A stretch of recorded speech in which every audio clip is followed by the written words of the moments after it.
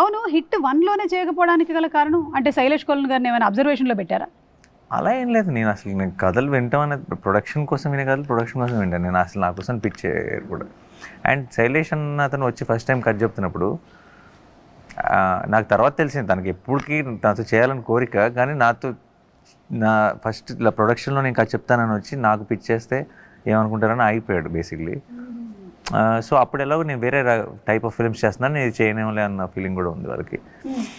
So దాన్ని చెప్పడంతోనే నేను ఏంటి నీ ఆప్షన్స్ ఏంటి, బాగుంది కథ చాలా బాగుంది చేద్దాం, నీ ఆప్షన్స్ ఏంటంటే తను 3 ఆప్షన్స్ చెప్పాడు. అందులో నేను లేను. సో ఇంకా జరగలే బేసిక్లీ ఆబ్వియస్లీ. అండ్ నాకు ఆ థాట్ అసలు లేదు, నేను చేస్తే అన్న థాట్ అసలు ఎప్పుడూ లేదు. సెకండ్లో నేను అనుకోకుండా, సెకండ్లో కూడా నాకు ఆ థాట్ లేదు, కానీ సెకండ్ ఎండ్లో వచ్చారు. అది ఇక సినిమా చేసిన తర్వాత ఎడిట్లో చూసుకొని ఇక్కడ చివరిలో చిన్న హై ఇస్తే బాగుంటుంది చివరి థియేటర్లోంచి బయటకు వెళ్ళే వాళ్ళకి అని చెప్పి ఒక కేమే చేసేద్దాం ఎవరు చేద్దాం అంటే ఇంక నేను ఎవరు చేస్తాను, నేనే ప్రొడ్యూసర్ అని చచ్చినట్టు చేస్తాను అనుకున్నాను. థర్డ్కి ప్లాన్ లేదు, బట్ ఊరికే చూద్దాం ఎలా ఉంటుందో, ఒక ఇంట్రడ్యూస్ చేసి పెడదాం అనుకున్నాం. థర్డ్ కథ లేదు, అందుకే ఇంకా వేరే వాళ్ళని కూడా అడగలేము కేమే గురించి, థర్డ్ కథ చెప్పకుండా సరే అని చేసా.